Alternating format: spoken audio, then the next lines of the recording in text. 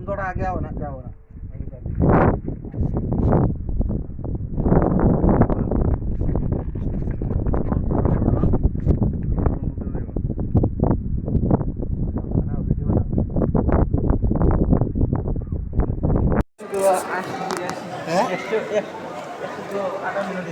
কাটান না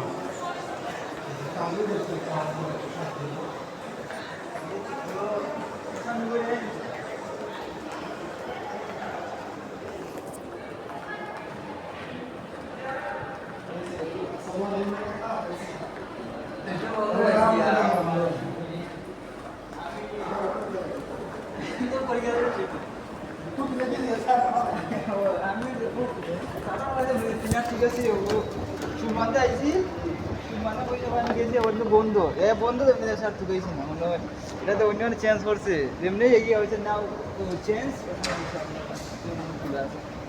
সব কিছু কোনো এটা বন্ধ হচ্ছে গেলে ও ভিতর বন্ধু তো ওখানে দিয়েছে না না খাতা যাবে সেল দিব ইয়া দাদি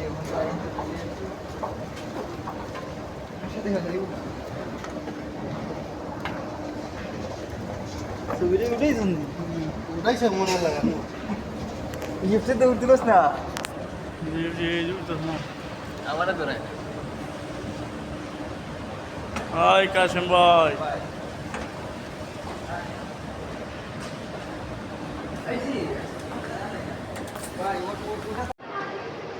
Pagtawag mo lang ako kasi wala makita sa kanila.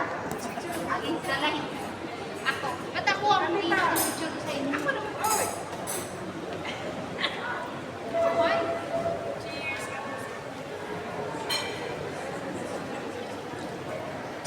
Mike, relax na. Bakit madilig pa rin?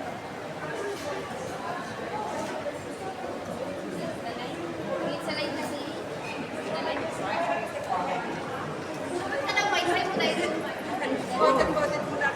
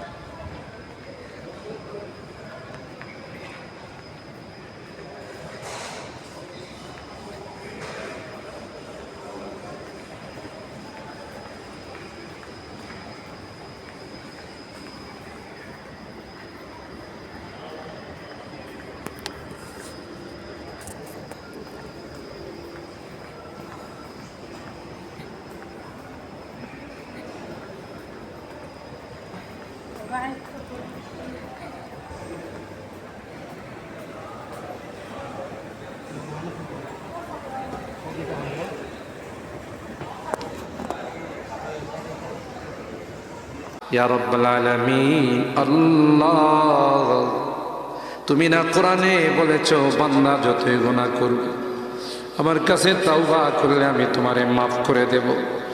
মনে বড় আশা নিয়ে আল্লাহ তোমার শাহী দরবারে ভিক্ষুকের মতো হাত বাড়াইলাম। তুমি যদি ক্ষমা না করো কে আমাদেরকে ক্ষমা করবে? কে আমাদের মাফ করবে? ভিক্ষুকে একজনের কাছে ভিক্ষা না পেলে আরেকজনের কাছে পায়, এক দুয়ার থেকে বিতাড়িত হলে আরেক দুয়ারে যায়। তোমার দরবার থেকে যদি মাহরুম হয়ে যায়, বিতাড়িত হয়ে যায়, কার কাছে যাব? কে আমাদেরকে ক্ষমা করবে? মালিক রে, কাঙ্গালের মতো হাত বাড়াইলাম, তাওবা করতেছি, আর জীবনে কোনোদিন। উনি উনার কবরে এখনো জীবিত অবস্থায় আছেন, হায়াতুন নবী। তবে আমরা এখন যেরকম জীবিত এরকম নয়, বারজাকি জগতের জীবিত। তিনি ইন্তেকাল করেছেন, মৃত্যুবরণ করেছেন নিঃসন্দেহে। তিনি বারজাকি জগতে চলে গিয়েছেন, কিন্তু সেই জগতে তিনি জীবিত। আমরা যখন নবী সাল্লাল্লাহু আলাইহি ওয়াসাল্লামকে সালাম দেই, দুরূদ পাঠ করি, বিষ্ণু সাল্লাল্লাহু আলাইহি ওয়াসাল্লাম কবর থেকে ওই সালামের উত্তর দেন। আল্লাহ তাআলা ওনার রূহটাকে ফিরিয়ে দেন, উত্তর দেন। সাহাবারা বললেন, ইয়া রাসূলুল্লাহ, কিভাবে আপনি উত্তর দেন? আপনার দেহ মাটি খেয়ে ফেলবে না? রাসূল সাল্লাল্লাহু আলাইহি ওয়াসাল্লাম বললেন, ইন্নাল্লাহ তাবারাকা ওয়া তাআলা হাররামা আলাল আরদি আজসাদাল আম্বিয়া।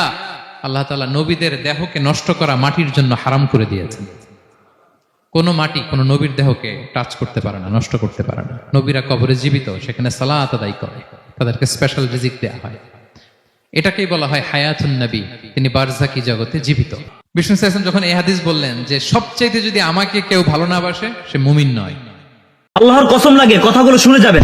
রাসূলুল্লাহ সাল্লাল্লাহু আলাইহি ওয়াসাল্লাম বলেন, যে ব্যক্তি আমার 40টি হাদিস আমার উম্মতের কাছে পৌঁছাবে, তার জন্য আমি কিয়ামতের দিন বিশেষভাবে সুপারিশ করব। সুবহানাল্লাহ। নাম্বার 2, মানুষের মধ্যে যারা মৃত্যুকে বেশি করে স্মরণ করে এবং তার জন্য প্রস্তুতি নেয়, তারাই সবচেয়ে বুদ্ধিমান। নাম্বার 3, প্রত্যেক জিনিসের জাকাত আছে, আর দেহের জাকাত হচ্ছে রোজা। নাম্বার 4, যে তার সময় আল্লাহর জন্য ব্যয় করে না, তার জন্য জীবন অপেক্ষা মৃত্যু শ্রেয়। নাম্বার 5, যারা সব সময় ইস্তিগফার তথা ক্ষমা প্রার্থনা করে, তাদের সাথে উঠা বসা করুন, কেননা তাদের হৃদয় সবচেয়ে কোমল হয়। নাম্বার 6, তুমি যত সিজদা দিবে, আল্লাহ তত গুনাহ তোমার মাফ করে দিবেন। সুবহানাল্লাহ। নাম্বার 7, সূরা ফাতিহা প্রায় 1000 রোগের ওষুধ।